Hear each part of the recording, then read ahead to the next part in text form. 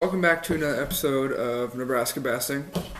Today I am going to do a review of my bait caster. It's not in the box. I'll grab it. Here we go. My reel, my Daiwa AIRD 100 HLA.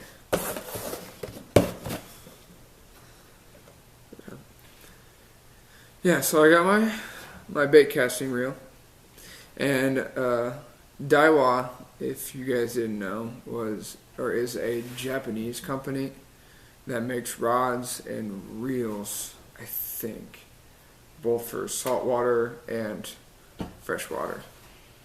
No. Yeah, okay. So Daiwa makes bait casting reels, they make spinning reels, they make fishing rods like my rod back here.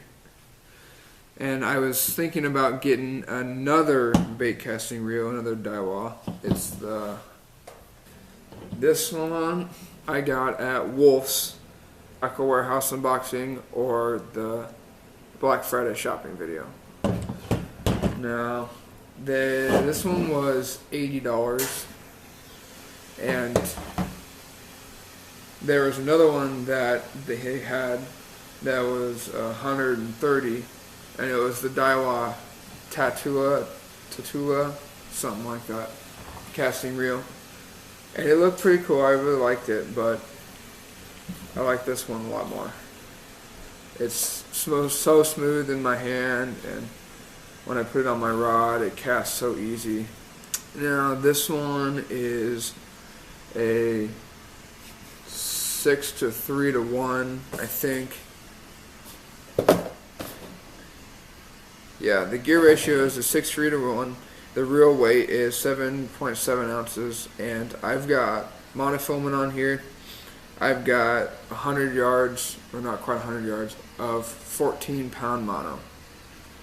It's got 10 bearings, UT drag, infinite anti-reverse, dual stopper, machined aluminum spool, 10 bearings, and magnetic anti-backlash control, which is key for when you're first starting out with bait casters. Now, I took this out a few times and actually fished with it. I also practiced in my backyard for a while when fishing was tough. I would take it and I'd put a 1 ounce weight on the end, and I'd flip it into a little box that I have across my yard, or I start casting it across my yard just to get familiar with it. Now, when you first start with your bait caster, you're going to have a little dial of some sort on the side of your reel. This controls how fast your spool drops or spins when you cast. You're going to want it to be set on 6 or 7 when you first start out, and with it being on 6 and 7, your weight's going to drop slower. And I've got mine set on 7 right now, which is probably a perfect weight for what I was last throwing, which I think was a 1/4 ounce rooster tail.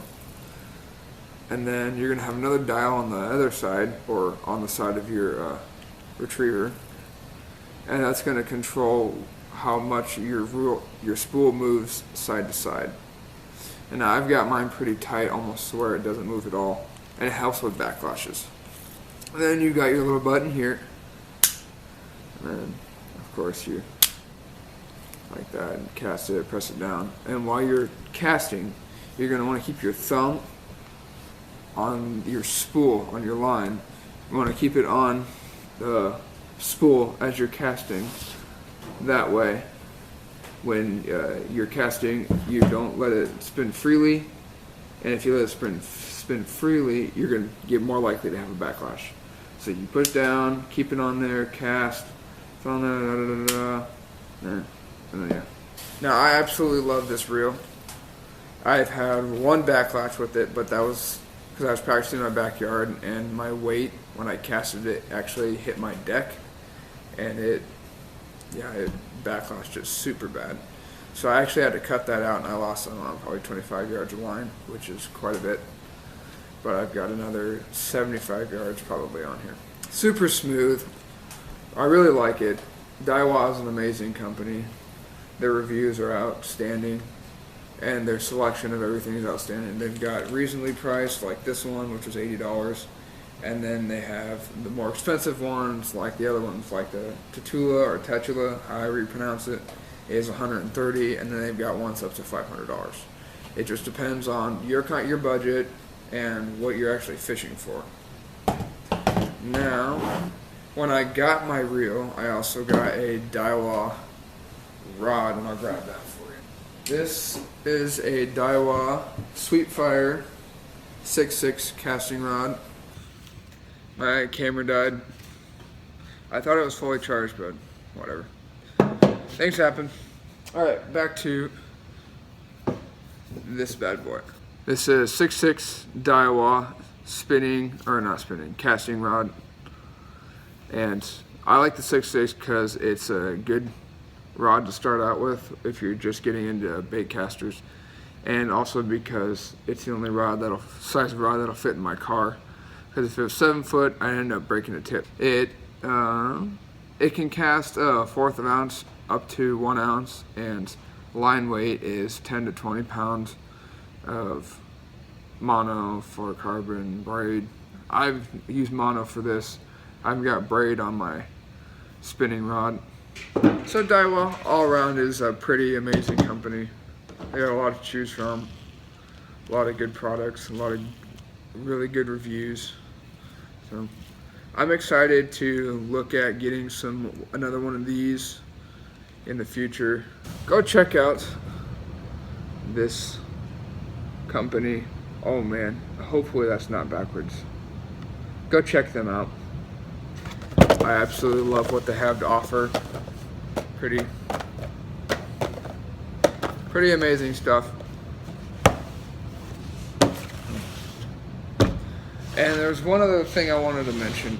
The other day I posted on our Instagram a picture of a red and blue fish. It's a logo for a company called Pond Hopper Nation. And this guy's name is Albert Talafuse, and he's started his own company. He wants a representative from every state in the United States. So everything from, of course, Nebraska to South Carolina, Florida, California, North Dakota, South Dakota, Texas, Kansas, Missouri, even like some little state up north or something, like Maryland, Maine, stuff like that. And he contacted me and Noah through YouTube. Do you want to be my representative for Nebraska? And I said, absolutely, that would be awesome, that'd be great. So we were like, oh yeah, of course, I'm on board 100%. So we gave him our stuff, our logo and all that, and he put us on his website. His website is called pondhoppernation.com, and I will put that in the video somewhere down here, and I will also put his Instagram, I'll put his website in the link description. And if you scroll down to about half the page, it says find your state here and Pond Hopper Nation fishing team. And if you click on the find your state here, you'll scroll down and there'll be a list of all 50 states. And I want to click on Nebraska because, of course, we represent Nebraska for him. And it comes up with our logo, and we're a huge supporter of Pond Hopper Nation, and you guys should be too. So go check them out. Yeah. Okay. So if you have the time, or if you feel like doing it right now even, go check him out. He's a real nice guy. I kept filming out of my room, and that wasn't working too well because my desk isn't exactly big enough. So I'd have to put the camera like right next to my face, kind of like this. And I don't want to keep doing that. So my basement is actually unfinished, and I decided to set up a little cool little area for me to do my filming at. And you guys kind of saw the stuff in the background, like right here. And there I've got my little setup there. I've got my laptop, chair, desk, extra table. Over there is storage, my light. I've got my poles, my rods. I've got my net. And this is just more shelving. I've got camera bag, fly fishing bag under there. I've got my soft plastic tackle boxes, jigs, other tackle boxes, storage, camera gears up there, extra tackle boxes, and my lucky tackle box. And every time I get a lucky tackle box, I just keep stacking up all the way up there. So I got this sick little setup, and I really like it. It suits my needs. It's not something super flashy. Maybe in the future I'll be able to set something else up, but for now, this will work great. Thanks for watching. Make sure you like, subscribe, comment, share, do whatever you do. Check out Albert. He's a real nice guy. If you support him, you're supporting us, and you're helping us make these videos for you guys. Like I said, like, subscribe, and don't forget to fish on.